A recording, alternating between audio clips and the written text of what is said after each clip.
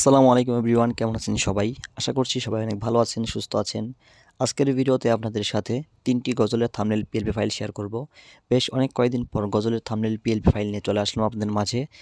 তো আপনাদের সাপোর্ট এবং ভালোবাসা পেলে আমরা পরবর্তীতে আরও নতুন নতুন গজলের থাম্বনেল এবং ইত্যাদি আপনারা যে ধরনের থাম্বনেল চান সেগুলো কিন্তু আমরা দেওয়ার চেষ্টা করব।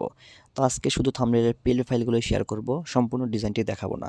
তো আপনারা যদি সম্পূর্ণ ডিজাইনের ভিডিও চান অবশ্যই কমেন্ট করে জানিয়ে দেবেন, আমরা পরবর্তীতে সম্পূর্ণ ডিজাইনের ভিডিও করার চেষ্টা করব। তো চলুন কথা না বাড়িয়ে আজকের যে 3টি থাম্বনেলের পিএলপি ফাইল শেয়ার করব সেই ফাইলগুলো দেখে নেওয়া যাক এবং কীভাবে আপনারা সেই ফাইলগুলো কাস্টমাইজ করে আপনাদের নিজেদের মতো করে এডিট করতে পারেন সেটাও আপনাদেরকে দেখিয়ে দিব। তো ফার্স্ট অফ অল আমরা চলে যাচ্ছি আমাদের আজকে যে 3টি থাম্বনেল পিএলপি ফাইল শেয়ার করব তার মধ্যে একটিতে। একটা কাস্টমাইজ করে দেখিয়ে দিলে আপনারা কিন্তু সকলগুলো কাস্টমাইজ করে আপনাদের নিজেদের মতো এডিট করে নিতে পারবেন। তো সবার প্রথমে আমি 3টি যে থাম্বনেল পিএলপি ফাইল শেয়ার করতেছি সবগুলো একবার করে দেখিয়ে দিচ্ছি।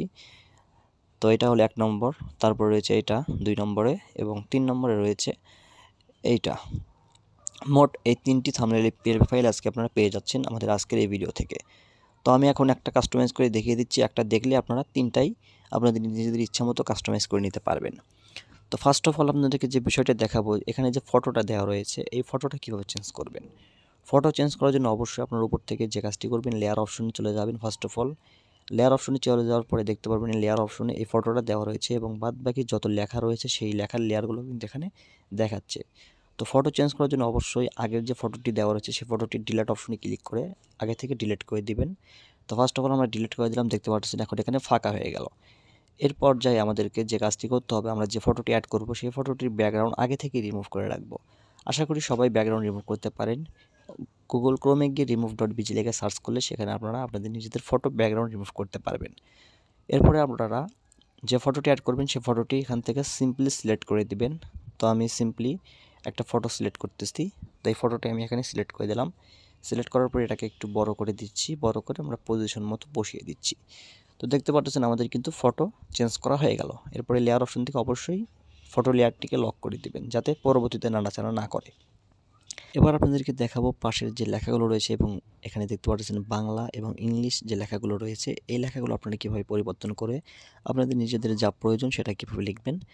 সেই জন্য আবার লেয়ার অপশনে ক্লিক করে দিবেন। লেয়ার অপশনে ক্লিক করার পরে যেখানে যেখানে যে লেখাটি রয়েছে সেখানে আপনারা দেখতে পারবেন এই লেখাটি এখানে রয়েছে এবং বাংলা লেখাগুলো এই লেয়ারগুলোতে রয়েছে।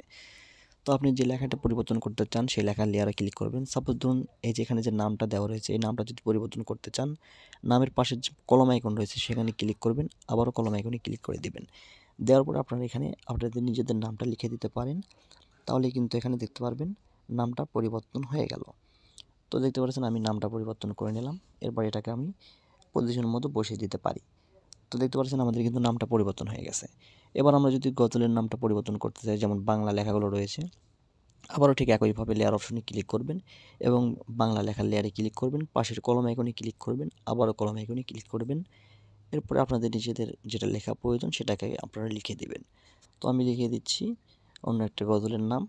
তো লিখে দেওয়ার পরে আমরা পরবর্তীতে আবারও আরেকটাতে গজলের নামটা লিখে দিচ্ছি, দিয়ে এটাকে আমরা কাস্টমাইজ করে আপনাদেরকে দেখিয়ে দিচ্ছি।